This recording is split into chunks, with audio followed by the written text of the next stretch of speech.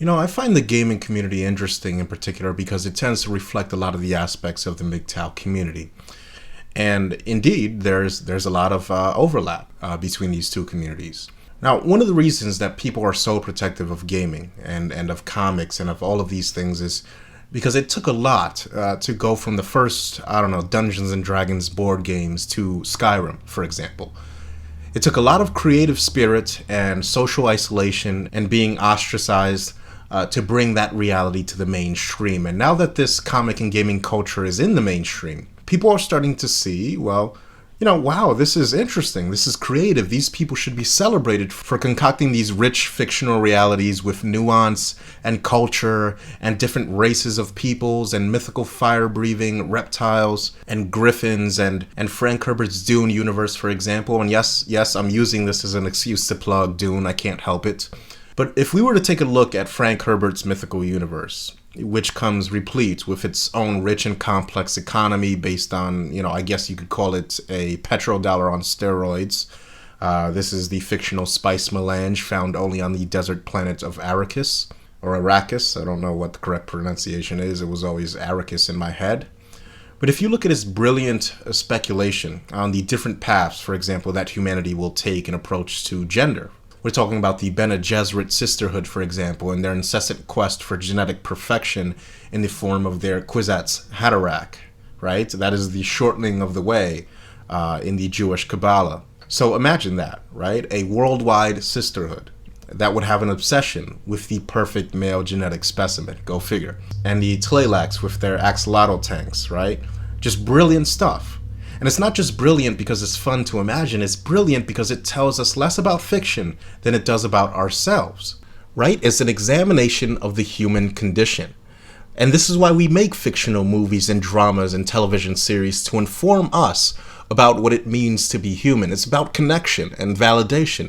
And this is why you hear talk of being, quote, invested in a character on a fictional TV show or TV series. If we look at a character like Walter White in the series Breaking Bad, who by all accounts did some horrific shit, including murder, an attempted murder by poisoning a young child, bombing a nursing home, etc. And if we look at all of those horrible things that he did and take time to really dwell on the fact that even with all of this, we still feel some kind of connection to the man, and we still root for him in this series. Why? It's because we see a little of us in him. It's because we connect with him, and in doing so, we feel less alone. And you see, with gaming and comic books, etc., we see a tendency that's slowly changing, to affix escapism to this type of behavior. We see accusations that gamers are running away from reality and all that, when in reality, it's actually an attempt at reaffirming and connecting to the human condition. You see, our society, hypocritically, for decades, marginalized gamers and other comic artists as geeks or nerds or socially inept dorks. And the men who did this, right, the men who were making fun of these, quote, geeks or nerds, found their escapism in some football game. And the women that ridiculed these men, they watched their soap operas to escape reality. They were doing the exact same thing gamers were. Gamers, like sports fans, like the women who watch soap operas, were simply finding validation of their humanity through these mediums, these fictional mediums. And that's why gamers are so resistant to efforts to change the gaming community to fit a feminist or any overarching narrative. You see, it's normal for an ostracized community, a community of gamers and comic book enthusiasts, for example, to regard this influx into the gaming community after it's socially acceptable, after the fact, to reject newcomers, insisting the community change to make them comfortable. And I keep going back to that famous quote about the timid joining the cause only after it costs nothing to be a patriot. Well, it costs nothing to be a gamer now, and it's not socially expensive anymore. And so yes, it's normal to regard the influx of the mainstream into gaming by those that were there first as bandwagoners, as people who weren't genuinely into gaming when it counted, when it mattered, when the proto-version of what the gaming community is now was being formed, and when building it came with a social tax. And you know what? Maybe there's a bit of selfishness in that, and even some jealousy. Maybe being there from the beginning and being called a nerd or a dweeb maybe that fosters a sense of protection that eventually contradicts your original reasons for building that community in the first place. Maybe you selfishly want to keep that community to yourself and the originators that were there all along with you because you feel like shit, I earned it. I helped build this. Where were these people during all that? But you see, in taking that approach, you forget that you were building it to popularize it in the first place. It's the catch-22 of all creativity. A desire to share your creation and your fear of it being cheapened and commoditized if its success makes it ubiquitous.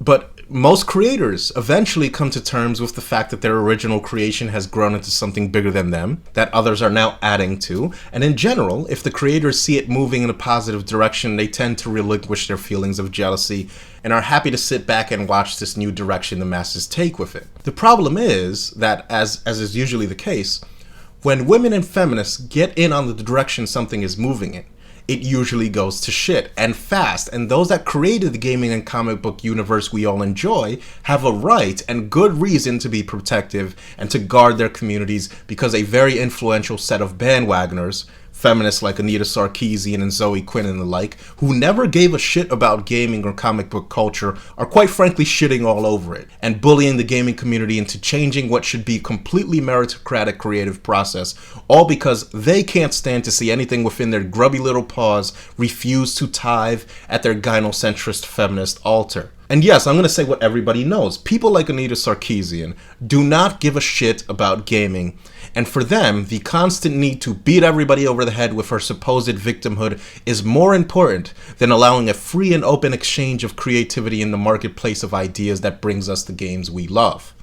Now, to be clear, before I continue on about the feminist incursion into gaming, I want to emphasize that this dynamic of the creator resenting the masses for embracing and to some degree exploiting his creations while never helping to create it doesn't just exist in gaming, and it's not unique to the feminist incursion into gaming or the gender dynamics in gaming or even the female gender itself. I want to point out an interesting article I've read called The Nerd versus Bro Wars, and it's going to take me a while to get to this article, but just bear with me here.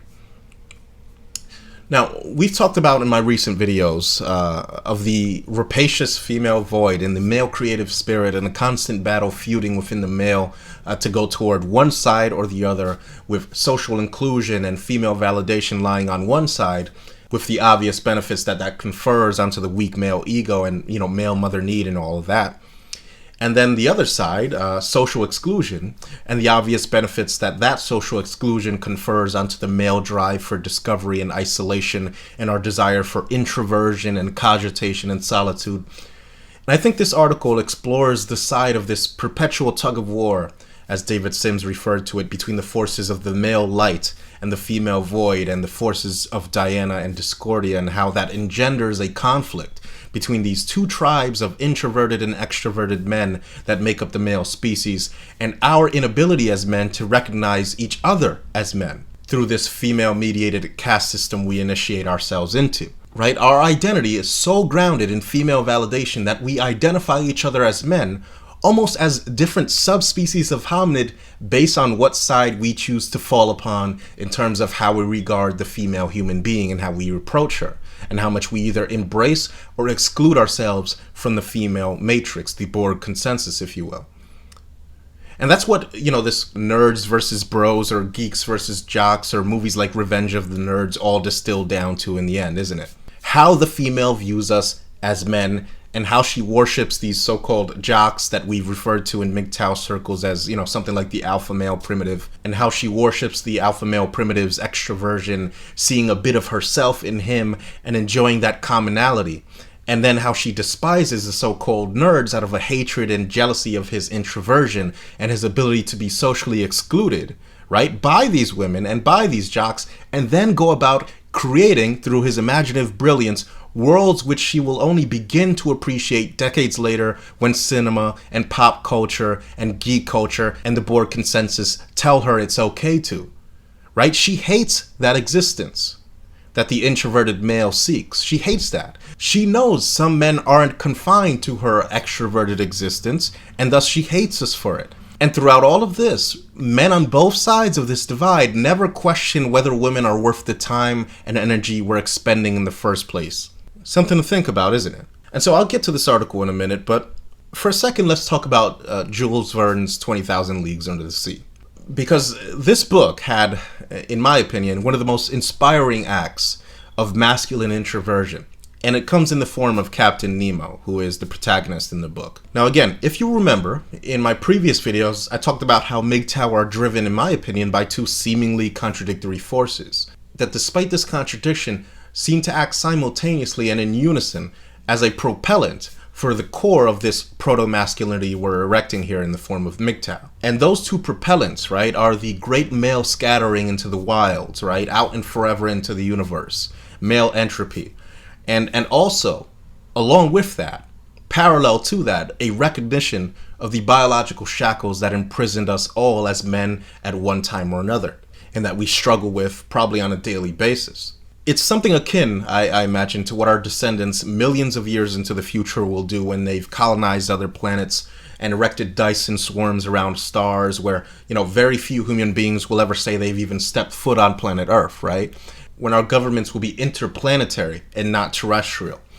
And what our descendants will do is to hang this picture up in their home somewhere, right? Of our tiny little blue home, the womb of our species, to remind them who they were and where they came from, no matter how far away from home they get. And in the same manner, we as men shouldn't forget our biological origins, lest we, as cliche as it sounds, forget where we're going because we forgot where we came from. But I think that Jules Verne really explained it perfectly in these couple of paragraphs that I'm going to read to you when he said this. And by the way, just for some context, this is the portion of the book that had the Captain Nemo, taking his guests on an underwater expedition to hunt for pearls, right? He said, quote, and bear with me because this is going to be a bit extensive here. Quote, after 10 minutes, Captain Nemo stopped suddenly. I thought he had halted previously to returning. No. By a gesture, he bade us crouch beside him in a deep fracture of the rock.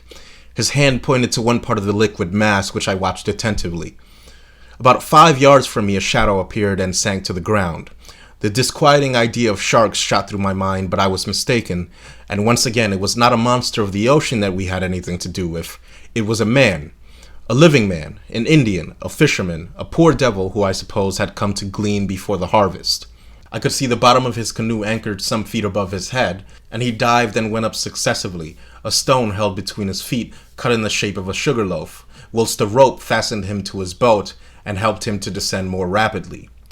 This was all his apparatus. Reaching the bottom at about 5 yards deep, he went on his knees and filled his bag with oysters picked up at random.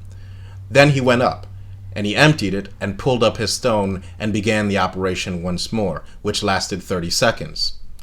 The diver did not see us. The shadow of the rock hid us from sight, and how should this poor Indian ever dream that men, beings like himself, should be there under the water watching his movements and losing no detail of the fishing? Several times he went up this way and dived again. He did not carry away more than 10 at each plunge, for he was obliged to pull them from the bank to which they adhered by means of their strong byssus. And how many of these oysters for which he risked his life had no pearl in them? I watched him closely. His maneuvers were regular, and for the space of a half an hour, no danger appeared to threaten him. I was beginning to accustom myself to the sight of this interesting fishing, when suddenly, as the Indian was on the ground, I saw him make a gesture of terror, rise, and make a spring to return to the surface of the sea. I understood his dread. A gigantic shadow appeared just above the unfortunate diver. It was a shark of enormous size advancing diagonally, his eyes on fire and his jaws open. I was mute with horror and unable to move. The voracious creature shot toward the Indian, who threw himself on one side to avoid the shark's fins, but not its tail, for it struck his chest and stretched him on the ground. The scene lasted but a few seconds. The shark returned and, turning on his back, prepared himself for cutting the Indian in two. When I saw Captain Nemo rise suddenly, and then, dagger in hand, walk straight to the monster, ready to fight face to face with him. The very moment the shark was going to snap the unhappy fisherman in two, he perceived his new adversary, and turning over, made straight toward him. I can still see Captain Nemo's position. Holding himself well together, he waited for the shark with admirable coolness, and when it rushed at him, threw himself on one side with wonderful quickness, avoiding the shock and burying his dagger deep into its side. But it was not all over. A terrible combat ensued. The shark had seemed to roar, if I might say so. The blood rushed in torrents from its wound. The The sea was dyed red, and through the opaque liquid I could distinguish nothing more. Nothing more until the moment when, like lightning, I saw the undaunted captain hanging onto one of the creature's fins, struggling, as it were, hand to hand with the monster and dealing successive blows at his enemy, yet still unable to give a decisive one. The shark's struggles agitated the water with such fury that the rocking threatened to upset me. I wanted to go to the captain's assistance, but nailed to the spot with horror, I could not stir. I saw the haggard eye. I saw the different phases of the fight. The captain fell to the earth, upset by the enormous mass which leant upon him. The shark's jaws opened wide like a pair of factory shears, and it would have been all over for the captain. But quick as thought, harpoon in hand, Ned Land rushed towards the shark and struck it with its sharp point. The waves were impregnated with a mass of blood. They rocked under the shark's movement, which beat them with indescribable fury. Ned Land had not missed his aim. It was the monster's death rattle. Struck through the heart, it struggled in dreadful convulsions, the shock of which overthrew Conseil.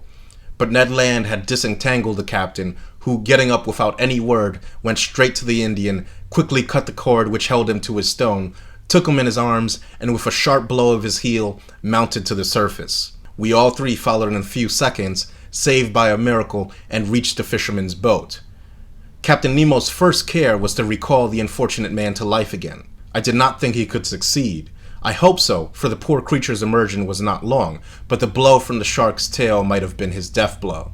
Happily, with the captain and Conseil's sharp friction, I saw consciousness return by degrees. He opened his eyes.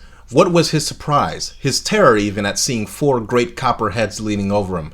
And above all, what must he have thought when Captain Nemo, drawing from the pocket of his dress a bag of pearls, placed it in his hand? This munificent charity from the man of the waters to the poor Singhalese was accepted with a trembling hand. His wondering eyes showed that he knew not to what superhuman beings he owed both fortune and life. At a sign from the captain, we regained the bank, and following the road already traversed, came in about half an hour to an anchor which held the canoe of the Nautilus to the earth. Once on board, we each, with the help of the sailors, got rid of the heavy copper helmet. Captain Nemo's first word was to the Canadian. "Thank you, Master Land," said he. "It was revenge, Captain," replied Ned Land. "I owed you that." A ghastly smile passed across the captain's lips, and that was all. "To the Nautilus," said he. The boat flew over the waves, and some minute after we met the shark's dead body floating by the black marking of the extremity of its fins. I recognized the terrible Melanopteron of the Indian seas, of the species of shark so properly called. It was more than 25 feet long. Its enormous mouth occupied 1/3 of its body. It was an adult, as was known by its 6 rows of teeth placed in an isosceles triangle in the upper jaw. Whilst I was contemplating this inert mass, a dozen of these voracious beasts appeared round the boat, and without noticing us, threw themselves on the dead body and fought with one another for the pieces. At 8:30, we were again on board the Nautilus, and there I reflected on the incidents which had taken place in our excursion to the Manar Bank. 2 conclusions I must inevitably draw from it. One, bearing upon the unparalleled courage of Captain Nemo. The other, upon his devotion to a human being, a representative of that race from which he'd fled beneath the sea. Whatever he might say, this strange man had not yet succeeded in entirely crushing his heart. When I made that observation to him, and this is the important part, gentlemen, listen to this because I think it's utterly amazing. When I made this observation to him, he answered in a slightly moved tone. "That Indian, sir, is an inhabitant of an oppressed country, and I am still, and shall be to my last breath, one of them." End quote. Now, isn't that amazing? Now, I believe 8 years old when I first read that little excerpt, and I've never forgotten it since. And even at that age, I knew that I had read something profound there. But I didn't quite understand just how profound it was until years later when I happened upon MGTOW in adulthood. Gentlemen, look around you, right? You don't have many friends. Your state has failed you, your women have failed you, your religions have failed you, and now you search for meaning, right? In your politicians, and in your traditions, and your customs, and your priests, and you find nothing. No meaning, no sense of direction, and you know what else? You won't find it, no matter how long you search, until you start understanding that you always have been and always will be the Indian pearl diver. And even if you escape, and even if you descend down into the depths of the ocean on your metaphorical nautilus like Captain Nemo, remember, gentlemen, that you are and forever will be a man. You are and forever will be one of them. And once you remember this, once you internalize that, you will find brotherhood. Until then, you will find only men that have forgotten where they came from, men who got theirs so they see their brothers in need and they say, fuck you, I got mine, get yours. And when those men have their time of need, their brothers will say the same thing to them. Men need to remember that they're men first, and society will treat you as such. So remember that no matter where you go in your quest for knowledge, remember who you are, gentlemen. Now, it was important that I get that out of the way. Because finally, now I want to get to this article that I've been mentioning about nerds and bros, and this article is very interesting. And it starts off by saying, I'm just going to read you part of this article, and I know this video is heavy with, me relegating text from articles, but it's important that I do this. Bear with me, please. It says, quote, back in September, Mark Andreessen tweeted, quote, Silicon Valley is nerd culture, and we are the bros' natural enemy, end quote. Is that true? Anyone who grew up in the 1980s remembers how bros, or jocks as we called them then, disdained and marginalized nerds in high school. And in his book, My Life as a Quant, physicist turned financier Emmanuel Derman recounted how the traders at Goldman Sachs viewed the quants as laughable and subservient gnomes confined to dark basements for meager pay. And by the way, if you don't know, a quant is somebody who is paid by Wall Street interests, for example, to derive equations, mathematical equations that quantify things like risk, quantify things like, how likely a population is to sell a certain stock based on things that are hard to quantify, like certain human behaviors, so on and so forth. So the article continues and says, but what are bros and nerds really? My theory is that bros are people whose special skill is human relationship building. This is incredibly important for the economy since transaction costs are one reason companies exist in the first place. Businesses don't take place in a frictionless competitive market. It requires a lot of phone calls and emails, a lot of meetings and team building and planning sessions. It requires business people to know lots of other business people and have a good idea of their skills and trustworthiness and other characteristics. It benefits enormously from long-standing human networks. This is why society needs bros. We often ridicule the culture of backslapping good old boys and fraternities and male bonding rituals, and human networks easily turn into cliques, which is why bros get a bad rap for being condescending and exclusionary. But this networking serves a vital economic purpose. Bros are often jocks because playing sports builds interpersonal skills, and in Japan, the government even uses tax incentives to encourage companies to go on late-night drinking sessions, often to the detriment of family life. Nerds, on the other hand, have technical skills in engineering, math, and science, and in recent decades we've seen an enormous rise in the economic value of nerdhood as the skill premium has risen. Many economists attribute this to the impact of information technology and the movement of the US economy up the value chain. Wages for software engineers in Silicon Valley continue to soar. Meanwhile, the startup economy has thrust nerds into leadership roles previously occupied mostly by bros. And companies such as LinkedIn are beginning to automate the process of human networking. This has put economic pressure on the bros. Backslapping and bad jokes are no longer enough to sustain a modern business. The Wall Street boom of the 2000s placed a premium on relationship building, but now that finance industry is getting squeezed, a lot of bros are teching up and moving out to Silicon Valley.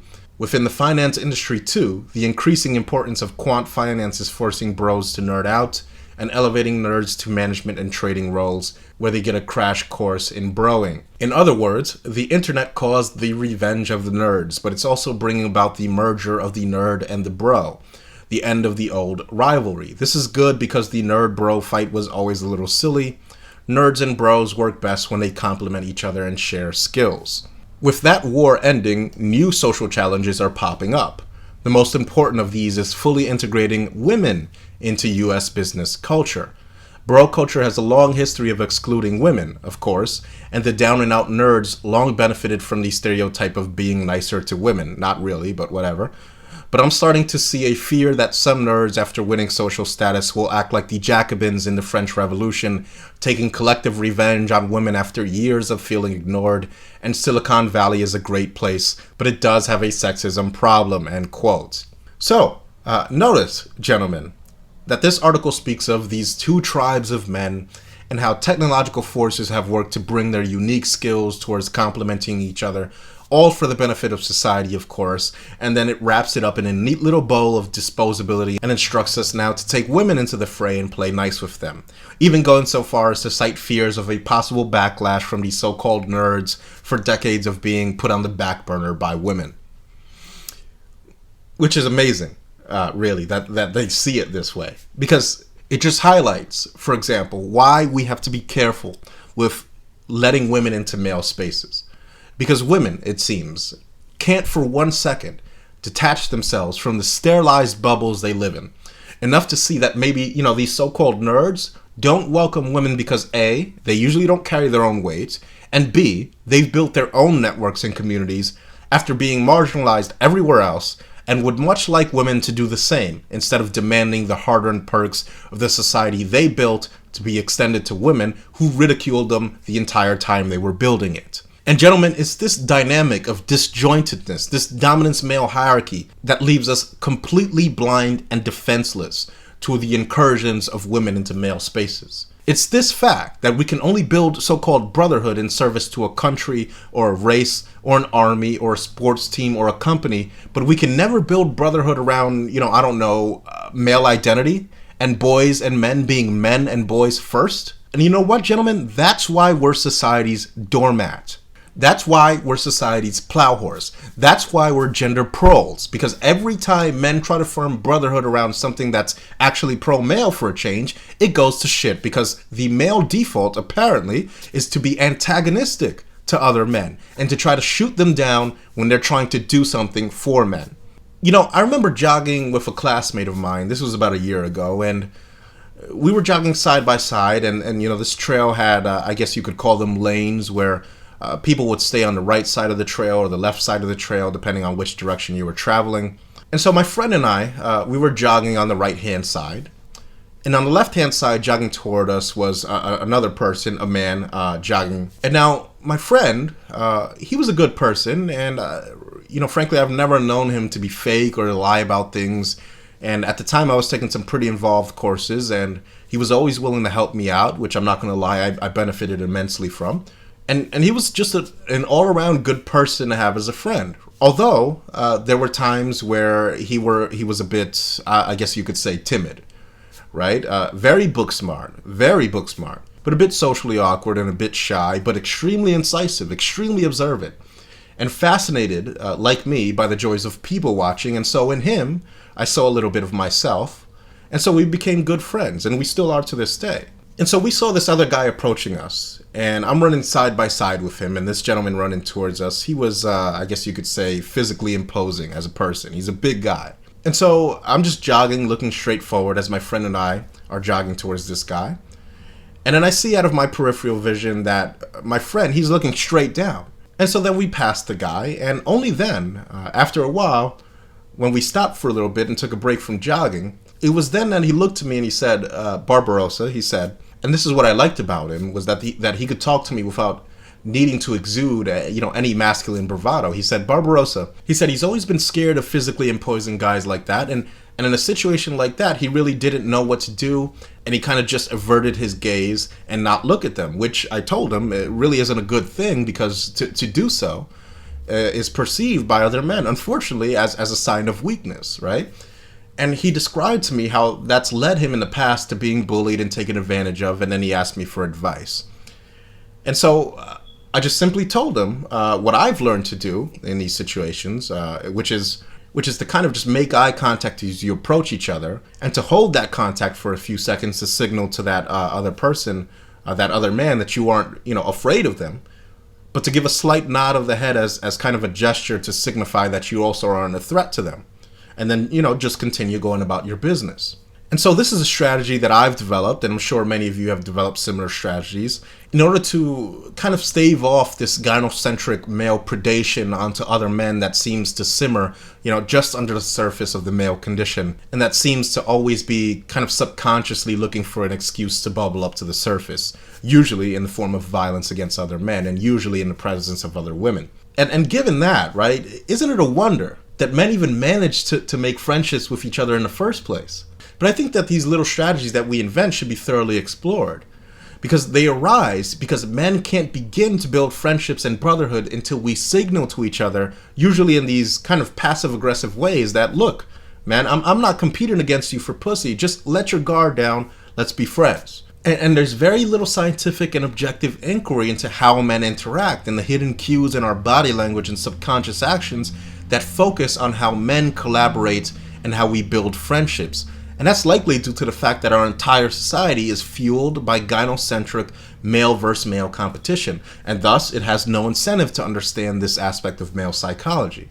But I suspect that deep down as men, there's probably a sense of shame and embarrassment that gynocentrism has such a pull on us. I suspect we're probably ashamed to come out and talk openly about these things, which leads to a form of arrested development in terms of male friendships and bonding with other men, and quite frankly, it needs to stop, because it's unhealthy for men.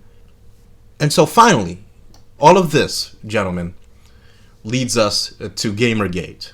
And frankly, I'm not going to comment too in-depth on what's going on in the Gamergate community, but I will say that what's going on in the gaming community is really predictable to a large degree, in my opinion. You see, the gaming community is experiencing its queen has no clothes moment.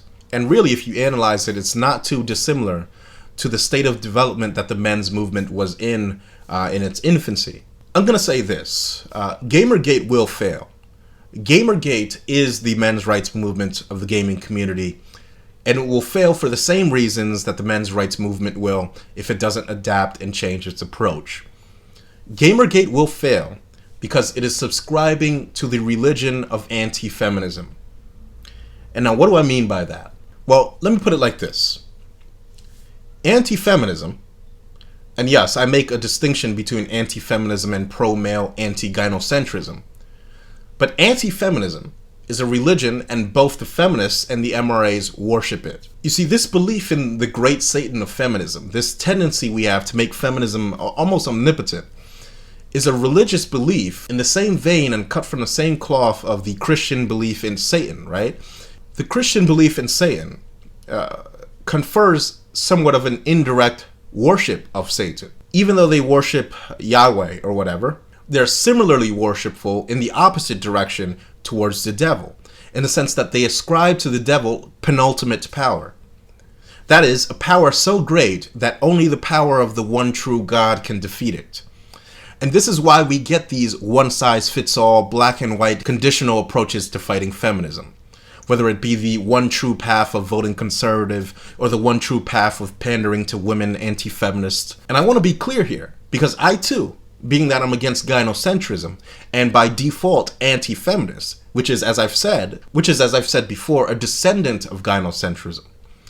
But anti-feminism of the variety that insists that the one true path to helping men is just defeating feminism, that anti-feminism is the simple, comfortable men's rights equivalent of the Christian rapture.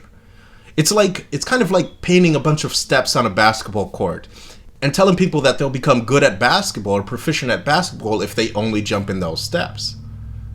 The answer, of course, is much more complex. Basketball is random. You can't simply say step here or step there and you'll become proficient at basketball. And likewise, we're not going to get raptured out of the misandrist purgatory we find ourselves in simply by perpetually fighting feminism. And this is what Anita Sarkeesian and Zoe Quinn and the like evoke from these Gamergaters. They evoke that visceral reaction, that untrained, undisciplined, ignorant reaction of anger at the sheer hypocrisy of these people, and they lash out at feminism when in fact the gaming community, much like the proto-men's rights movement and even the current men's rights movement to some degree, blames it all on feminists and gaming, never realizing that this is just what women do. This is what happens when women make their way into a male space that's enjoying newfound popularity. Feminists don't want into the gaming community, women want in, and because they want in, you have to make space for them. And if you don't, and if you call it out, you'll have media outlet after media outlet calling you a misogynist or a harasser of women, and women will get away with it. And the whole time you'll be sitting there blaming feminism, feminism, feminism, when the only true way to deal with these people is to understand that this is what women do. This is what women do, not feminists. This is what women do. For now, that's all I have to say, but I'm going to cover a little bit more about the deluge of articles.